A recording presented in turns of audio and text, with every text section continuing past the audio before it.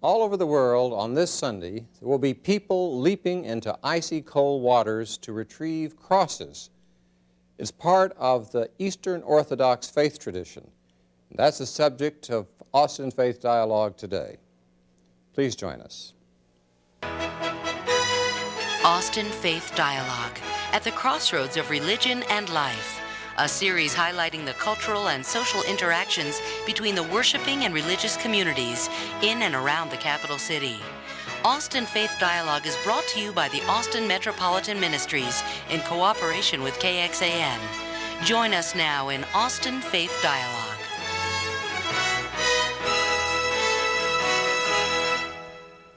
Hello, I'm Richard Thompson of Austin Metropolitan Ministries, welcoming you to this edition of the show.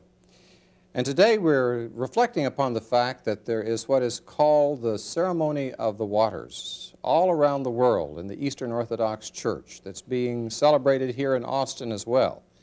There is a diving into icy cold waters to retrieve a cross. And why that's the case and how the Eastern Orthodox Church has evolved is the subject of our program, and with our guests, we're looking forward to having you share that with us.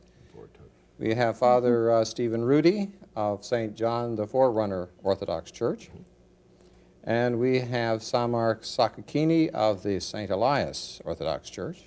We welcome both of you. Thank you. Thank you. And let's begin a little bit with the assumption that people looking in may not know how the Orthodox Church arose in the first place, how long it's been around, and something of its main characteristics. Could you share that with us, Father Steve?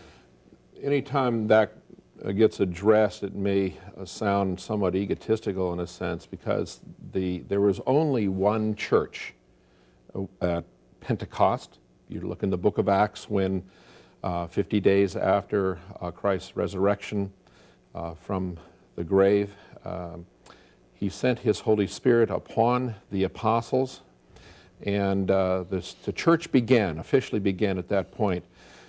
And we have a history of various Christians that knew the apostles, who took that teaching that they received from Jesus Christ, and it carried forth generation after generation after generation. For the first 1,000 years of the church, there was just one church. It began to migrate from Jerusalem.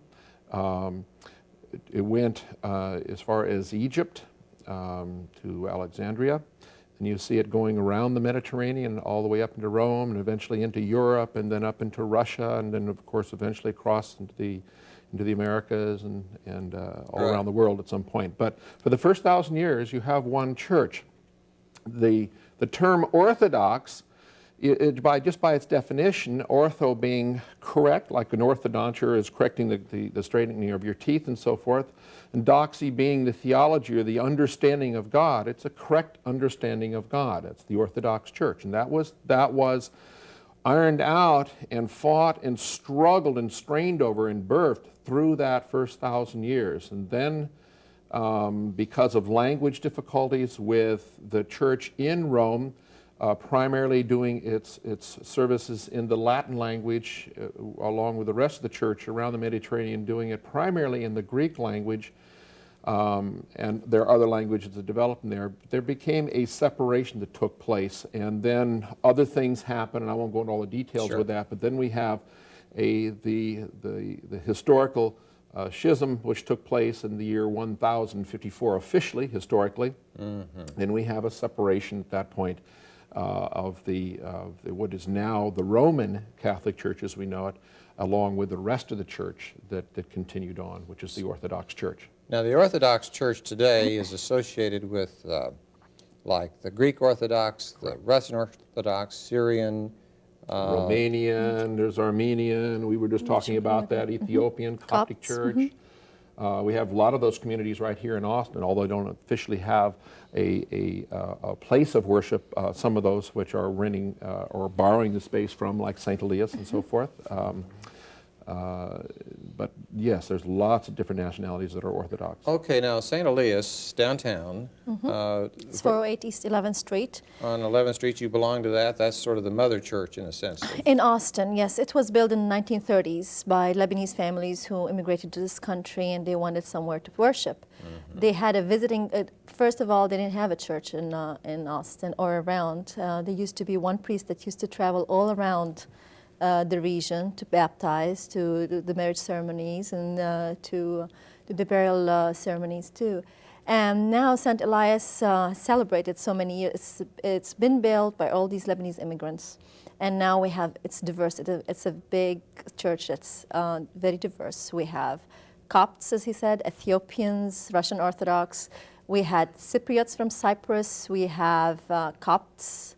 We have Lebanese, Palestinians, Syrians, Romanians. Who else? I forgot. Serbs. Well, you've got a lot. We have a lot. That covers And, the bulk of and the also we have a big number of American Orthodox converts who Yes. joined the faith and are very faithful to their church. Okay. We have a few photos here that we might share with the public. Just here's inside of. St. Elias Church. You want to give us a little bit of understanding of that? What you're looking at is what is called the iconostas. There's a whole history behind that, but it's basically a structure that holds the iconography, which is so much a part of the Orthodox Church. There's a lot of people that are they're not familiar with this. They may think that there is some kind of an idol worship or something to be going on because they just are not aware of the history behind that. In fact, the history in the first 1,000 years we were talking about, there were major ecumenical councils that took place to deal with controversies, the last of which was the seventh, dealt with the tension between those that thought icons ought not be and the iconoclasm is what they called it. And it was eventually thought of that would be they would definitely a definite necessary part of the worship. So you're looking at icons. Let's go up a little closer. I think we can see in our next photo just a little bit more. Okay. What? That we're looking at from the inside, look, because that is the altar table. There is the royal doors. Generally on the royal doors you will find the four gospel writers, Matthew, Mark, Luke, and John. You will generally see Archangel Gabriel announcing the birth of Christ to the Virgin Mary. To the right, the icon, the standing icons in this case, you see Christ. To the immediate left, you will see Mary holding the Christ child. Then to the right of Christ is generally the patron of the church. In this case, it looks like St. John the Forerunner. And then to the left, I can't make out from this one, but it's, well, I should actually correct myself. Always to the right of Christ is St. John the Forerunner. To the left we would be the patron of that church, and I don't recognize this structure right now. You see in the background right now, you see Christ. That icon is called the harrowing of hell. That is his resurrection. He is actually pulling out of the tomb Adam and Eve coming out of the tomb. And you see standing next to him, you'll see King David and King Solomon and a lot of the apostles and so forth. Okay, well let's move a little closer into the folks who are in the church there. Okay. This is a service, to your back is the pastor of St. Elias Church, that's Father James Kenna, and he is doing a baptism. And it looks like there's a subdeacon that is facing right now that is helping out. And of course that's the little baby that's being baptized, and probably the godparents that are ones that are very close right there. Okay, and then the next one I think is having to do with those icons, isn't it? And immersion again, of this the is baby. Father James actually about to immerse the child, or has already done that in the Can I baptismal say font. something? One thing, if a stranger comes to our church, things that he might see is we have the threefold immersion of in the baptismal. I see. We do we immerse the baby 3 times in the baptismal. Oh, and then also there's one of the tradition also there's we do a lot of things as the primitive church did. First of all, the deacon will call the doors as if the church is guarded. And also the 3, what else?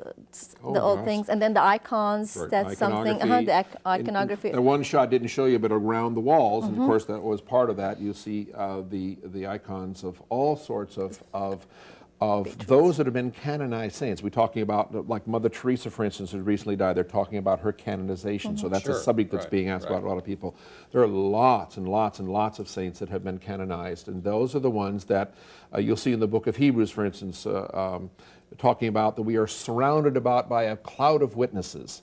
And a lot of people think, well, all these people are dead. Well, if you go to the Mount of Transfiguration, you see Moses and Elijah standing there. Another name for Elijah is Elias, and that's where the name of the church came from. All right. They're standing there with Christ, and so they're very much alive, even though they are not with us in the form that we're used to.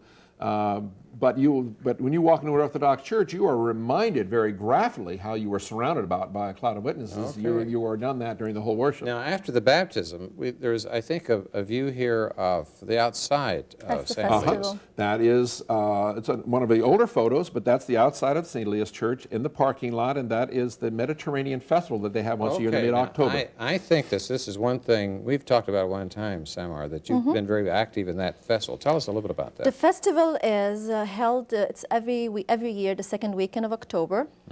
And we used to do it in our parking lot, but we grew out of the parking lot. Last year we did it in Waterloo Park. We rented the Waterloo Park. What we do, we cook for the whole summer, and then we're ready in October to serve different ethnic foods. Mainly we do a lot of Lebanese food, Syrian, Palestinian food. We have Greek food, Ethiopian food. We have live music, live entertainment. We get live bands from Houston dancing, and they do, Dallas. right? We have Greek dancing. We do also for preparation for the festival, we have dancing classes. We have cooking classes. Anybody who's interested to learn ethnic cooking and Okay. ethnic dance, So we do that. It's a way of kind of reaching out to the community. in that It's an sense. outreach, Right, yes. right. And it's held for 2 nights, Friday and Saturday night, and it's our biggest fundraiser for our church. We depend deeply on it. And what else we do? We also sell souvenirs, and we have church tours. People are welcome to come and tour the church when they're in the festival. Okay. And Well, I think that there's one other image that we'll be coming to a little later, but in the minute that we have before the break, I just want to say that I think that we will want to keep in mind, too, the ceremony of the waters, which is something that the public is aware of each year. It's on television, it's written up in the papers, how that's a part of the Eastern Orthodox Church. And St. John the Forerunner, which in some places would be called St. John the Baptist. Right. And the baptism that you were showing shows how much that's a part of your faith tradition as well. So those are the kinds of things that we'll be coming back to. And we want to thank you so far for what you've given us, a sense of this depth in history and in your tradition. But we are going to have to stop just for a moment, and we'll be back in just a moment on Austin Faith Dialogue.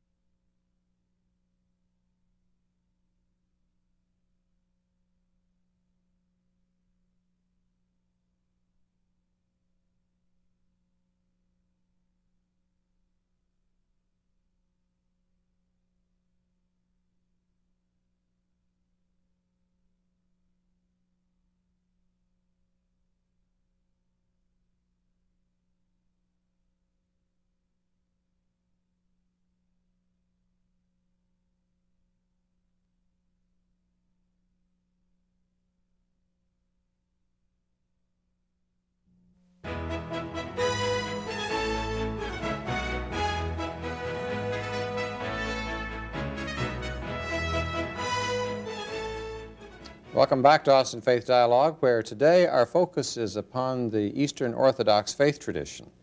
We have Father Stephen Rohde from St. John the Forerunner Orthodox Church, and we also have Samar Zakakini from St. Elias Orthodox Church. And in the first half, we had just made reference to this ceremony of the waters, which is maybe a focal point that we can come to right away as to what that is, why that is, and when it's going to be.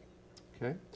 and just kind of get a running start here, we have the birth of Christ, which is celebrated generally around the world on the 25th of December. 8 days later, you have a continuation of showing that God has come to visit us in the flesh. We have his circumcision. That takes place on January 1st. Then, even though 30 years have gone by, we see him on December the 6th. He comes to the waters of the Jordan where John the Baptist, John the Forerunner, is there with those that he has talked about, the message of repentance, and there he sees the Lamb of God. As he describes him coming down, and he walks into the water. You said December, did you? I'm sorry, January. Thank you. I'm moving Okay. forward. I did say December. You're right. Thank you for correction. It's January the 6th, which happens to be Tuesday of this year, and that because it's the middle of the week, I'll talk about that. But that is the baptism of Christ that takes place on that day. The term that most people are aware of, that they call that Epiphany. Epiphanio, which is the shining forth or the manifestation. The Orthodox use the term theophany, which means the manifestation of God. And again, trying to emphasize that Jesus is God, which is a whole thing maybe I'll get a chance to spend some time with. Now, talking about the blessing of the waters, when Christ went into the waters, something very powerful happened. Anytime God touches things happen. We can see that in the miracles, the healings that took place in his ministry. Well, he went into the River Jordan. And so there is a blessing or a sanctification of these waters that took place at his baptism. This is something that takes place again every year in the Orthodox Church. Now, we will actually have our services in our church on January the 6th, but we have our Bishop Basil, is our regional bishop, coming into town that weekend of the Saturday the 10th and Sunday the 11th. And this program will be aired, 7:30 in the morning on the 11th. If those viewers would like to come to Town Lake, those that know I-35 heading south, right at Town Lake, there's the Holiday Inn. If you get on the frontage road and just go right between the freeway and Holiday Inn and park underneath the freeway on the east side, just on the other side of the freeway, you will see a gathering of clergy and their vestments and so forth for the blessing of the waters, and you're certainly welcome to come and be a part of that. Now what's the significance of throwing the cross in and retreating it? Again, the cross represents Christ in his crucifixion, in the redemption that takes place in that. And so when the cross is placed in the waters again are sanctified. And it's a very mystical kind of thing that takes place. And I could spend a lot of time on that. But as far as what can be observed, you will see it being tossed and it's laying out there in the water, and you will see generally young folk, the hardy ones, because the water's a little nippy, they will jump in, and that person that actually gets the cross first and brings it back will get a blessing from the bishop there, and that's a pretty special deal. He could keep the cross too. Just to keep it, all right. I remember when I was serving church in Chicago, the area there, the Lake Michigan was where they threw the cross in, and it was considerably more icy than Town Lake. I grew up in Palestine, so when we went to Jericho and we threw it in the River Jordan. Oh, so, you did? So it's, oh, yeah. You were born in the Middle East? I was born in Jerusalem, born and raised. Tell us a little bit about what it's like to grow up Orthodox from that standpoint. It's deep in the roots. I think Orthodoxy is very traditional. It runs from generation to generation, and you grew up with it. I went to a Quaker school, but I never converted to become a Quaker. I stayed Orthodox. It's something, it stays in you forever. Once you're Orthodox, I guess you stay Orthodox. And when I moved to this country, I grew up under, I was Greek Orthodox because the Patriarch of Jerusalem was a Greek patriarch. So when I came to this country, because of the ethnic relationship with the Syrian church, because the Syrian archdiocese or the Antioch archdiocese speaks Arabic, it was easier for me to understand the service here in Austin. So I belong now to the Antioch Orthodox Church, which is St. Elias. It belongs to the Antioch archdiocese. And our Metropolitan Philip our Bishop Basil is the region bishop, and Metropolitan Philip, and then our Patriarch is Ignatius in Antioch, all the way in Syria. In Damascus. Damascus now. Okay. And so you've got the church downtown, where is your church located? We're farther north outside of the city limits, although just barely inside. It's off of Mopac and Palmer. It's in one of the older Millwood neighborhoods. And there's a third Orthodox congregation in town? Transfiguration. As far as actually a building and a gathering, yes, there's the Greek Orthodox Church. It's the Holy Transfiguration. It's up way high. St. Stephen's Road. It's way high up on Bee Caves Road, way above 360. Okay. It's a beautiful view of the whole city from Okay. up there. Mainly the congregation there is Greek Orthodox. Right. Well, now, Samar grew up in the Middle East as Orthodox. What was your background growing up? I actually, as a young person, did not go to church at all. Had no concept of that other than like the Christmas programs and so forth, and schools and so forth, but no formal education, not until I became an adult. I started off as an Episcopalian. Found myself hungering for something of more substance, and so I had a very, very long journey, and it'd take me a long time to go into that, but probably around mid 1975, 76, something like that, I was introduced to the Orthodox Church and did a lot of studying and a lot of reading and asking questions and so forth. And then we found ourselves engaging more and more of some of the practices of the church, and officially became Orthodox in 1987, April of 1987. 10 years then. Mm-hmm. And then you studied for the priesthood at that time. Right. And Mm-hmm. how long have you been ordained? Well, actually, the culmination took place, my ordination took place in 1987, April I of see. 1987. Okay, all right. Well, I think that you represent then the Americanization of the church from the standpoint of someone that comes from the States that converts, whereas you are rooted in it Cradle, we call them cradle Orthodox and, converts or new That's the main expression. that you- expressions, yes. Okay. Right. We have one other, I think, one other image here we want to. Oh, here's isn't this That's your? the blessing of That's the right. water. That was about 3 years ago. That's me on the left, Father James after me in the red vestments. That's Bishop Basil, and one of our subdeacons behind there. Subdeacon Basil, his name is also. And then you'll see, kind of hard to see, but I know there's an icon right behind my head there because I'm familiar with that photo. And we are doing some of the prayers at that time. And this is I'm an actually carrying the association- cross. You see the cross right there in the foreground? That's the cross yeah. that's going to be tossed into the water. Okay, so this was part of the ceremony of the waters. And that's behind us is the overpass. That's the northbound part of the overpass. We're on the east side of the freeway by All right. 35. Well, that helps to locate it.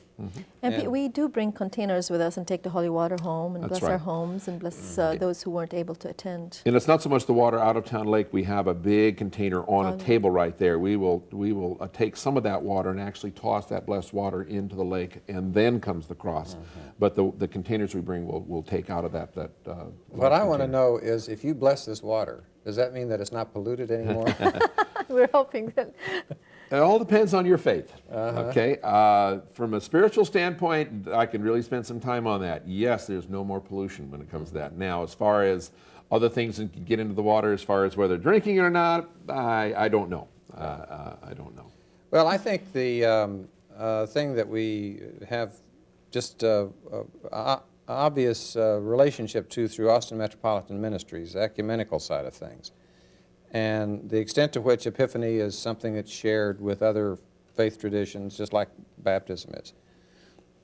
What is, in your experience, and from the standpoint of the larger church, is the feeling about cooperating with, through ecumenical enterprises such as AMM and Protestant community, the Catholic community, and so on?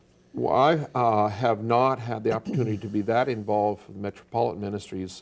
When I first got here, my purpose moving my family here 4 years ago was to begin a mission here. We had a lot of families living up in the north part of Boston, but I had to work full-time when I first got here, and so trying to start a mission and work full-time left me very little time. I'm now full-time as a priest of this mission.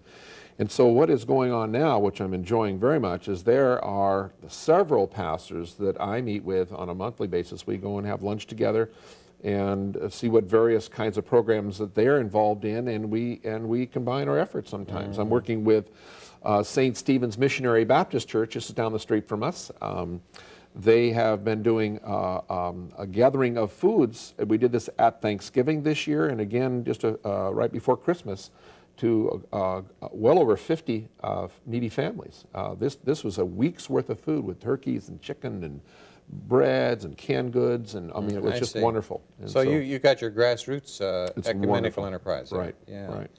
right. Samar, I know we've had you on the show once before in connection with the World Parliament of Religions that was held several years ago in Chicago. 7 years ago. And so that obviously was an indication of your commitment to cooperation. Tell us about Yeah, I've been involved with Austin Metropolitan Ministries, I guess, since before the Gulf War. And I've been very active. I was even on the board of AMM for the longest time. And to me, outreach is very important. As personally, I like to be involved with different groups, religious groups in town, to introduce myself, who we are, what we are, and where we came from, and represent ourselves. Because a lot of people do not know what Orthodoxy is. A lot of people, my ethnicity also, because I have this, my accent I can't get rid of. But questions are always asked, where are you from, what are you? And when you answer, they're really hungry to know more, like Father Stephen was saying. So when I explain what Orthodoxy is, or explain as an Arab American Palestinian Christian, it's really a lot of ears are open and they want to learn more. And being part of AMM helped me introduce who I am and why I'm here to a lot of people.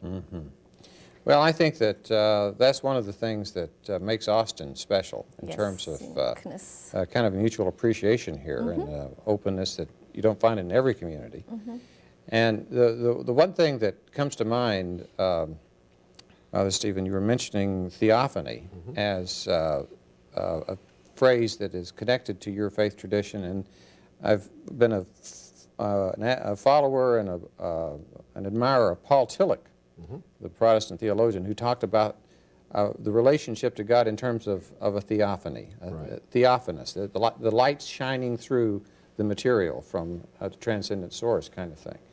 And people who have gone to Orthodox services, and I can remember saying people going in Russia at Easter time, and even though there's a lot of standing, I mean, continual standing for hours. Nevertheless, they felt that there was a transcendent sense there that I think maybe is what I picked up from what you were saying here today as well. That's correct.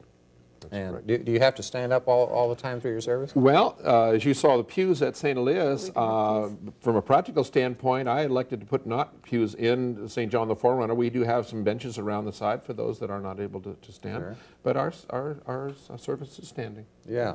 Well, that's a sign of devotion and commitment. And if you go to the Holy Sepulchre Church, most of the churches in the Middle East have no pews in them. So you stand up, and I guess you could give an hour to 2 hours to God, just standing and worshiping. And well, you've given these half an hour to us today in a very informative and inspirational way. I want to thank both of you, Father Stephen and Samir Sakakini, and for you folks to look in next week on Austin Faith Dialogue. We'll be glad to see you again. I'm Richard Thompson for Austin Metropolitan Ministries, bidding you peace.